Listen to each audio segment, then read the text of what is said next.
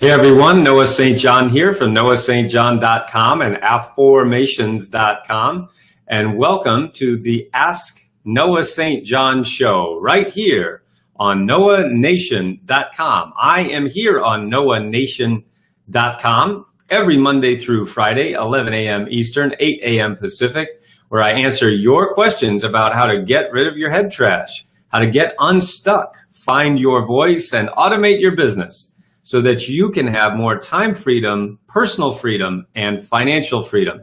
So hello again, everyone. I am Noah St. John from noahnstjohn.com and affirmations.com. And so I want to welcome you here today to the Ask Noah St. John show. Go ahead and send me some hearts, send me some smiley faces, and send me some thumbs up. If you enjoy these programs, let me know, and so I can get you more of the content and the value that's going to change your life. And also, the more that you engage with this program, the higher that it will rank in Facebook algorithm, and the more people will see it in their news feeds. So go ahead and send me those comments. Send me your questions, and send me those smiley faces too. All right, so I am very excited to welcome you here today. Now, today, we're going to continue my look. Hey, Carol, how are you? Good morning, and we're going to continue our look at one of my favorite books in self-help, and that is How to Stop Worrying and Start Living by Dale Carnegie. Now, today's chapter is a very interesting chapter, one that I've thought about many, many times over the years, and it's called Cooperate with the Inevitable. Cooperate with the Inevitable.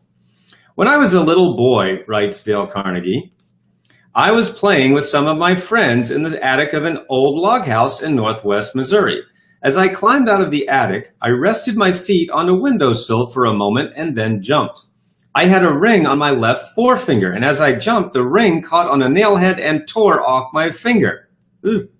I screamed. I was terrified. I was positive I was going to die. But after the hand healed, I never worried about it for one split second. What would have been the use? I accepted the inevitable. Now I often go for a month at a time without even thinking about the fact that I have only 3 fingers and a thumb on my left hand. It is astonishing how quickly we can accept almost any situation if we have to, and adjust ourselves to it and forget about it. As you and I march across the decades of time, we are going to meet a lot of unpleasant situations. They are so. They cannot be otherwise. We have our choice. We can either accept them as inevitable and adjust ourselves to them, or we can ruin our lives with rebellion and maybe end up with a nervous breakdown. Here's a bit of sage advice from one of my favorite philosophers, William James. Be willing to have it so, he said. Acceptance of what has happened is the first step to overcoming the consequences of any misfortune. And then he goes on to tell the story of a woman who lost her son in the war, and she, of course, was prostrate with grief, and she was bitter and resentful. Why did my loving nephew have to be taken? Why did this good boy, why did he have to be killed? My grief was so overwhelming, I decided to give up my work and hide myself in tears and bitterness. I was clearing out my desk, getting ready to quit, when I came across a letter from this nephew that I had forgotten. It written to me when my mother had died a few years ago. Of course, we will all miss her, the letter said, and especially you. But I know that you'll carry on. I shall never forget the beautiful truths you taught me. Wherever I am or how far apart we may be, I shall always remember that you taught me to smile and to take whatever comes like a man. And he seemed to be saying to me, says this woman, why don't you do what you taught me to do? Carry on no matter what happens. So I went back to my work. I stopped being bitter and rebellious. I kept saying to myself, it is done. I can't change it, but I can and will carry on as he wished me to do. You know, this is so funny because this is a tough chapter for many of us in this industry, right? We're here in the personal and professional growth industry, right? And what we often do is we look at a problem and we say, all right, well, how can we make this better? And that's a great thing to do, isn't it? I mean, it's very smart. It's not like we want to, accept all the shit that life sometimes hands to us. I think the point of this chapter, however, is that there are some things that can't be changed. It's like when we were talking earlier, and in the very first chapter that I went over with you, which is live in day-tight compartments. Go back and watch that episode called How to Live in Day-Tight Compartments. So the point is, I have made a lot of mistakes in my life. I've trusted a lot of the wrong people. I've gotten a lot of lousy advice that cost me well over $250,000. I have lost so much money listening to idiots, listening to the wrong people, listening to people who did not have my best interest in mind. Now, I have spent many, many sleepless nights and many frustrating days worried about those stupid decisions that I made, and worried about and being angry at myself and just beating myself up so mercilessly for the fact that I was so stupid to trust these people. And you know what? That didn't do any good at all. Now, what I finally did was I said, I have to accept what is. I made those mistakes. I trusted those idiots. And so who's the idiot? The idiot or the idiot who trusts the idiot? So that made me feel even worse. But what I realized is that I made certain critical mistakes when I was able to set my anger and my grief aside and my self-flagellation. And I said, you know what? Why don't we look at the mistakes that I made and what caused those mistakes? And you know what I realized? What I realized is I didn't have the proper process in place to understand who to hire and who not to hire. So actually, it wasn't a function of me being stupid. It was a function of me not having the right hiring procedures in place. So it was, in fact, the hiring procedure that was at fault, or the lack thereof. Well, I did have a hiring procedure. It was called just trust anybody and trust what they say, because I'm a trustworthy person. If I say it, it's true. So I was projecting myself onto other people. What I realized is there's a bunch of lying liars out there. Most people lie in order to make money. I'm not like that, and I thought other people were like me. Well, I was wrong. Most people, or certainly plenty of people, will lie to get your money. And so because I'm not like that, I was just very naive. So my point is, I didn't have a hiring process. All of those expensive mistakes that I made were actually a function of a lack of correct hiring. So what I did was I accepted the fact that I lost all that money. And now that I have emotionally accepted that that money's gone, but that doesn't mean I'm not going to make more money. You know, I've made millions of dollars over these last few years. I've wasted hundreds of thousands of dollars hiring the wrong people.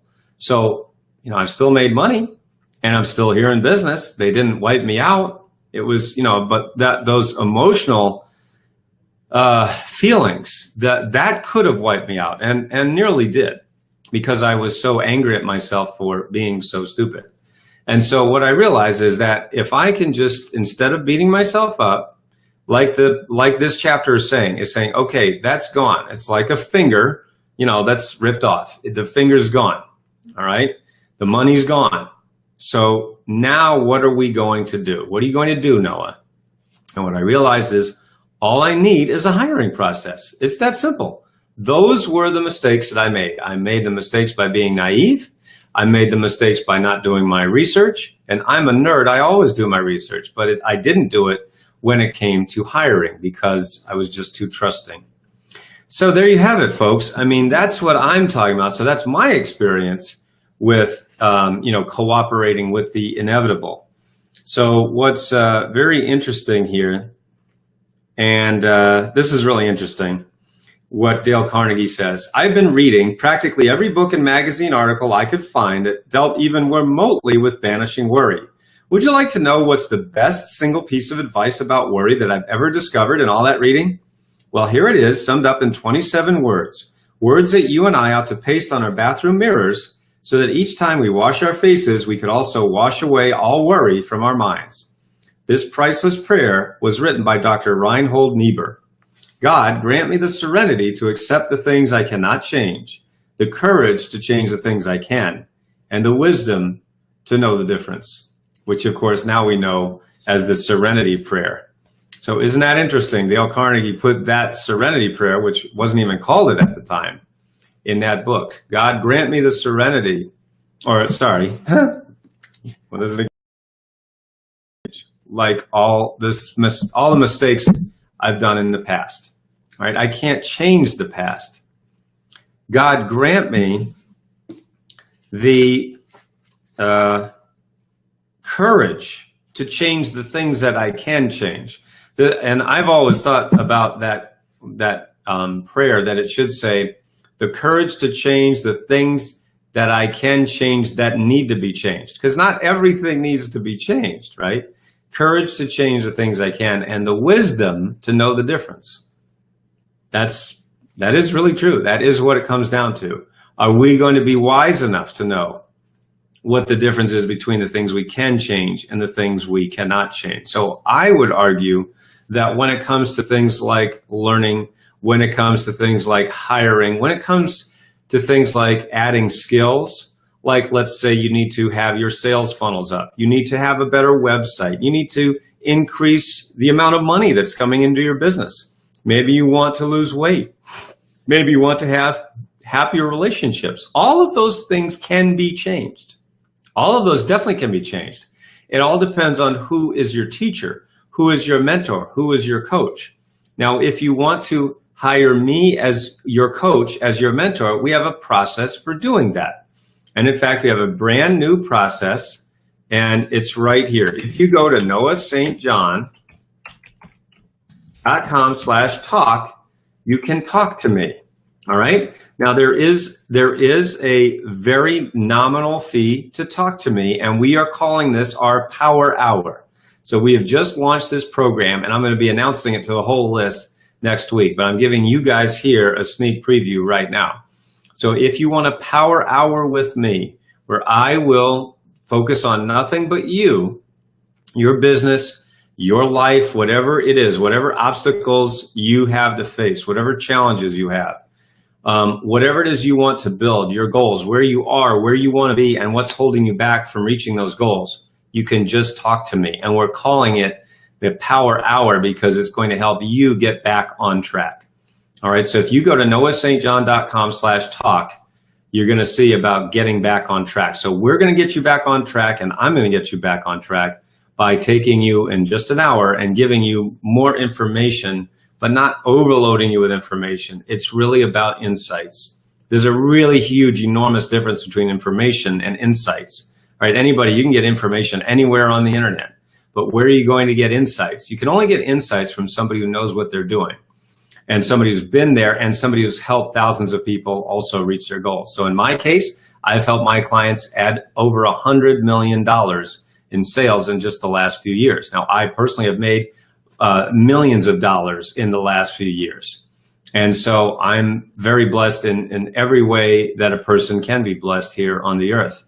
I have an amazing relationship. I've got great health. I've got an amazing business. I work from my home. So I've been able to create the life that I wanted. And my job now is to help 10,000 small business owners to double their performance and profits, and also to help 100,000 veterans and their families overcome the effects of PTSD. So if you or someone you know wants to have those kind of results, just go to noahstjohn.com/talk and get back on track. I will help you get back on track. And we're very excited to launch the Power Hour. All right, so for today, let me now give you your affirmation of the day. So your affirmation of the day is, why do I cooperate with the inevitable? Why do I cooperate with the inevitable? What is it that you need to accept? What is it that you need to cooperate with? What is it you've been fighting? And when are you going to stop fighting the inevitable? And having the wisdom to change the things that you can change, the courage to change the things that you can, that you want to change, and that need to be changed in your life or in your business, and then the wisdom to know the difference, and frankly, the wisdom to get help. The wisdom to get help from the right mentors, from the right teachers, from the right people, from the right support system. All that is available to you. If you'd like to talk to me, about that, just go to noahstjohn.com/talk, and we'll get on the phone with a power hour that will change your life. It will change the direction of your life. That I guarantee. All right, so for everyone here at successclinic.com, I'm Noah St. John signing off for now.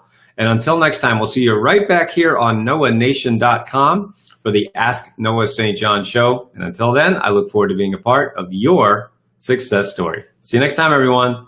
Bye-bye for now.